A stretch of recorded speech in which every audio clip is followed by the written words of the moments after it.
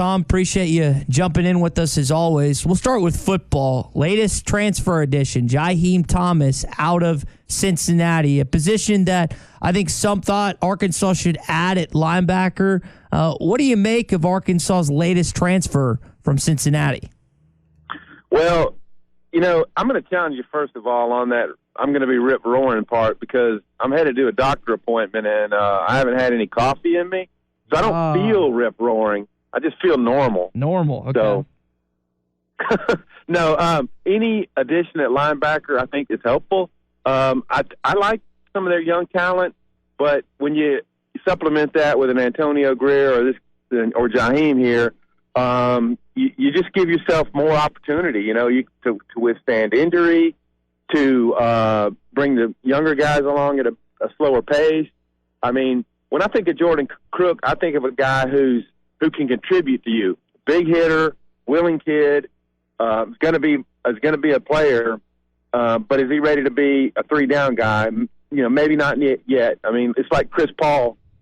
We know he's going to be a player. Well, he had to wait behind Bumper Poole and Drew Sanders, and then before that, the Grant Morgan and Hayden Henry combo. So the way I look at it is more bodies at linebacker, the more help you can get.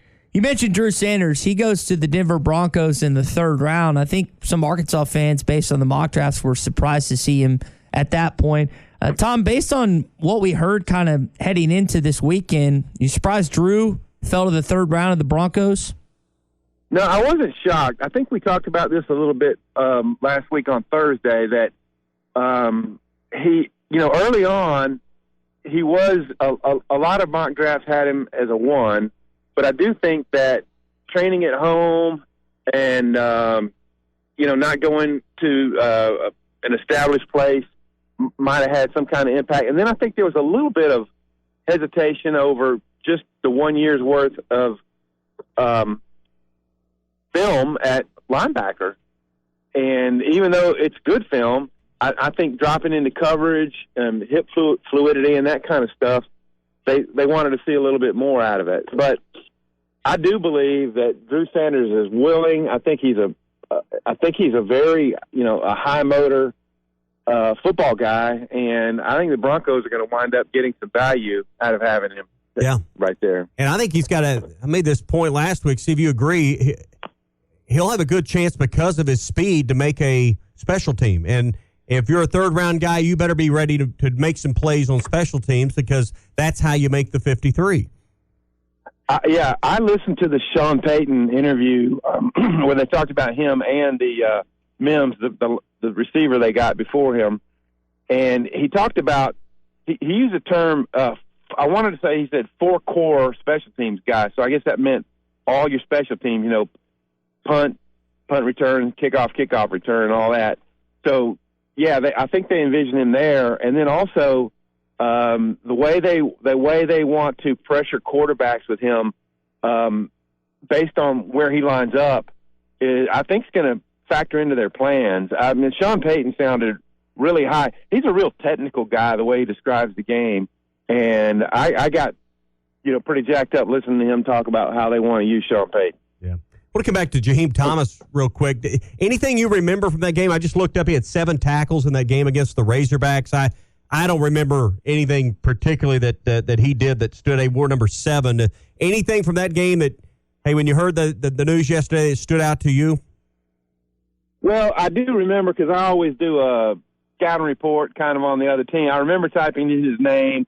As to whether he flashed or not, no. I mean, Jaheim's a little bit a different name. I know they're getting a cornerback named Jaheim Singletary, too, so it may be more of a common name. But I do remember him, but in terms of, flashing and saying, wow, man, this dude, he's all over the field, I didn't get that feel. But I do believe he's going to fit well into this system. Yeah, he was the 3rd leading tackler that day when Arkansas played Cincinnati. I didn't know if for Cincinnati. I didn't know if there was a potential for him to end up in Wisconsin with his former coach Luke Fickell going from Cincinnati up to Madison, but it doesn't look like that's going to be the case. Now we're talking with Tom Murphy, Arkansas Democrat-Gazette, Whole Hog Sports. That's the football side. Basketball side, Ron Holland, the latest news from Jeff Goodman saying Arkansas is very much in the mix, along with the G League at night. Tom, I know there's been a lot made of picking up 5 stars out of high school and how college basketball seemingly has transitioned in a year or so to just veteran guys. What do you think about the possibility of Arkansas adding Ron Holland with Bayfall and Layden Blocker? Well, that would be a phenomenal pickup. You could start, building a roster with, younger talent that way. I don't know. I just feel like Eric Musselman and his staff are in on so many different ways to build rosters now that they're thought of as a hip program that helps develop you for the league. And, things are trending in the right direction for Eric Musselman and his group. Tom, on the subject of the portal, I think it wasn't just an opinion that a couple people held, but a lot of people that the quote-unquote rich would get richer. And I think it was a fair thought heading into it. Has Arkansas elevated its recruiting based off NIL and the portal, you think, based on what we continually see on those side of things? Well, certainly in basketball, you could only name there's only a few programs that are on their level right now at acquiring talent through the portal, wouldn't you say? And then football's been good. And I think a couple of years from now, when we have more data, we might be able to assess that better. But the NIL, in football, the NIL, Alabama and A&M, and there's some other programs out there, Texas, that are spending, the people who support the NIL are spending a lot more money. But Arkansas is in the game. There's no question about that. When you're in the SEC, you have to be, and you have to be able to run with the big boys. And that extends to every department of how you operate. What you pay your coaches, what you pay in recruiting, and then what your NIL game is like. It's a complicated game right now. And, Arkansas they're in the mix, and I always reflect back to last year, 7-6, but 4 games that they lost that were decided by 3 points or less. They find a way to win a couple of those, and they're right back where they were. Yeah, and it's amazing how the view of everything changes if that gets done. Maybe even just a football that goes over the top of an upright just sneaks inside. How the view of everything might change. It seems like the view of college baseball right now, or at least the most interesting thing to me, Tom, is. Seems like this is the chase right now for a top 8 national seed if you're in a place like Arkansas is in. I find that to be the most interesting thing going, not whether or not they win the West. It'd be nice, but it just doesn't mean a lot to me. Whether you win the overall title doesn't mean a lot to me. What means a lot to me is can you host both weekends?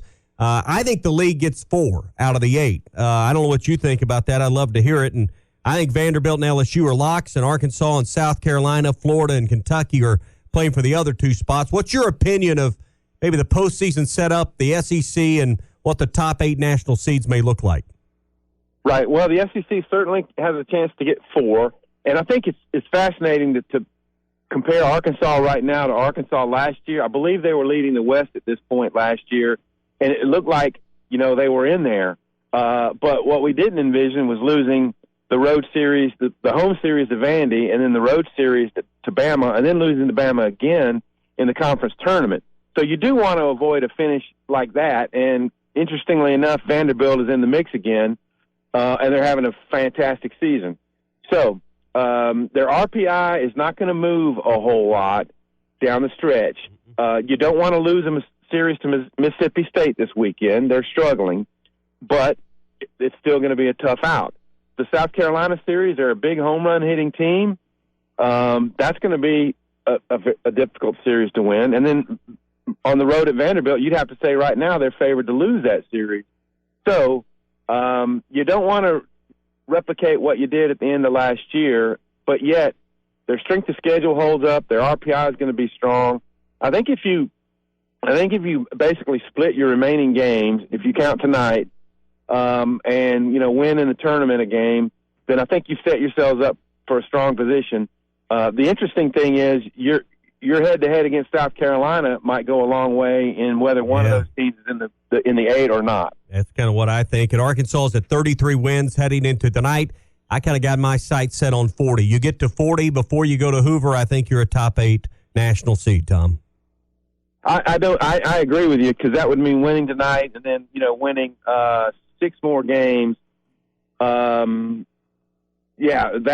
think they would be in strong position if they do that. Tom, we'll leave it there this morning, man. We appreciate you talking some football, some basketball, and some baseball with us. As always, it's a pleasure. We'll do it again on Thursday.